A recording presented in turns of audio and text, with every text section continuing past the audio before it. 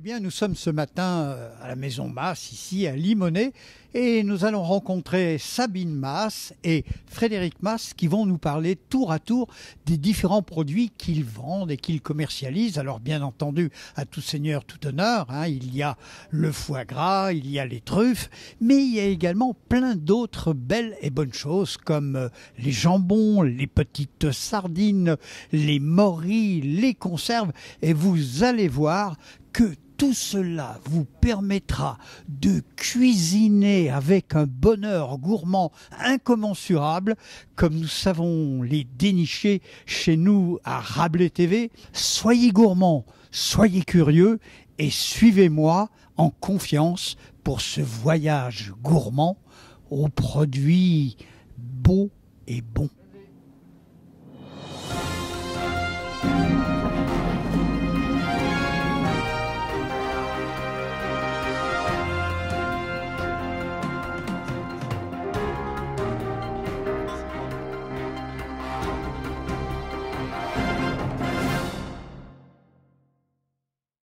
C'est une belle histoire qui nous emmène en 1884 au Hall de Paris, où mon arrière-grand-père, passionné de truffes, en a commencé le négoce.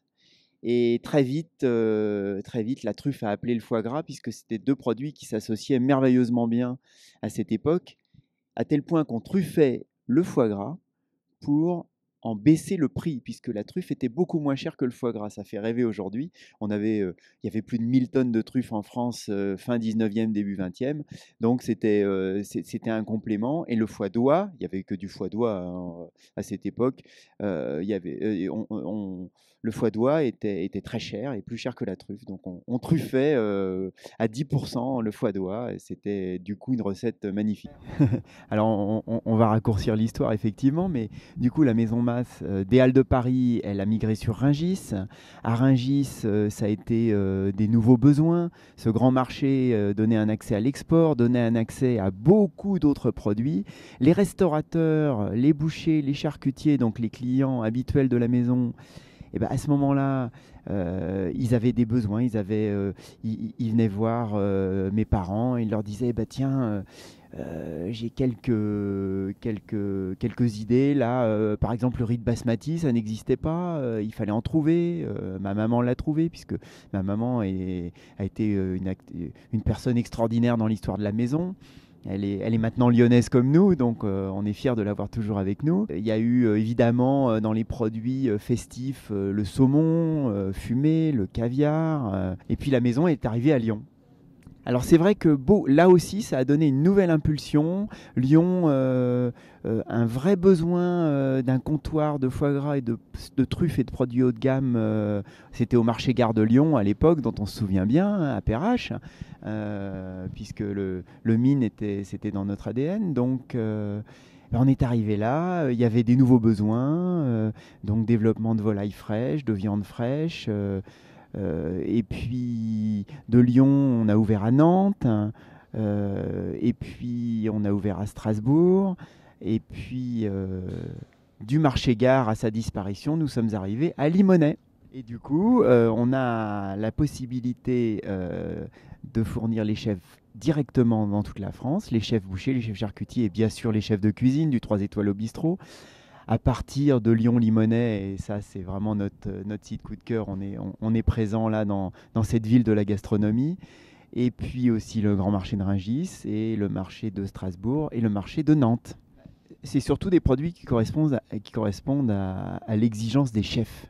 C'est ça qui nous guide, c'est que on a toujours répondu présent aux chefs de cuisine. D'abord sur le foie gras, effectivement, on va en parler parce que c'est un grand sujet pour nous. Et puis on va aller dans le laboratoire, qui est très important, où on va trier les foie gras un par un. La truffe, bien évidemment, mais aussi des viandes d'exception, des volailles d'exception, de l'épicerie fine qui est très très choisie. De plus en plus aussi de produits pour les commerçants. Pour les cavistes, pour les fromagers, les bouchers, les charcutiers. Et, ce qui nous guide, c'est l'exigence de nos clients et puis la qualité des petits producteurs, parce que notre métier, c'est aussi de mettre des producteurs en avant, de les mettre en marché. On est des sourciers et on aime aussi cette expression éditeur de goût. Éditeur de goût, c'est mettre en lumière un talent. Et c'est ce qu'on fait tous les jours avec nos producteurs. Effectivement, quand on a commencé à sélectionner des produits qui se détachaient un peu du foie gras et de la truffe, il a fallu donner une identité. Et ça vraiment, c'est notre fil conducteur, éditeur de goût. C'est-à-dire que, je le redis, mais c'est très important, éditeur. L'éditeur, c'est celui qui met en lumière, qui révèle. Et le goût, c'est notre passion, c'est vraiment notre fil conducteur tout au long de notre aventure gastronomique. Donc, Mas éditeur de goût, ça a une vraie signification dans notre recherche de produits. Ouais.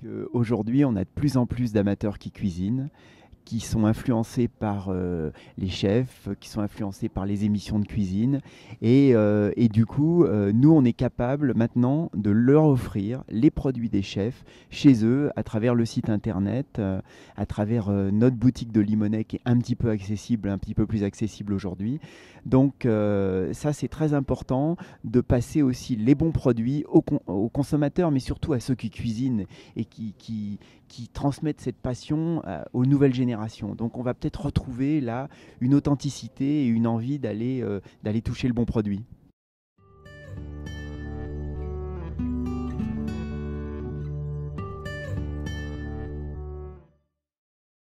Paul Bocuse a été un grand inspirateur, d'abord pour les chefs, ensuite pour le grand public, et puis pour la restauration, c'est-à-dire être capable de sortir d'une grande cuisine, être capable d'aller en salle, être capable de créer des unités secondaires, être capable d'insuffler l'envie de cuisiner aux consommateurs. Il a été pour nous vraiment un guide, et ça reste très présent. Donc je trouve que chacune de ces réflexions et de ces phrases est juste parce qu'il parlait peu, mais il parlait bien. Moi, je reste un inconditionnel du foie gras et de la truffe. J'adore cuisiner le foie gras. Je trouve que les recettes de foie gras chaud, ça donne une créativité incroyable. Quand on réalise une escalope de foie gras, c'est pas un plat qui est lourd, c'est un plat qui est léger, c'est un plat qui est fin et qu'on peut associer avec beaucoup de fruits, avec des viandes, avec également des épices, avec des sauces un peu recherchées. Et puis, si on veut vraiment se faire plaisir, on peut truffer une escalope de foie gras. Et alors là, ou alors, notre plaisir commun, c'est un filet de bœuf en croûte au foie gras et à la truffe. Et alors là, on est au nirvana.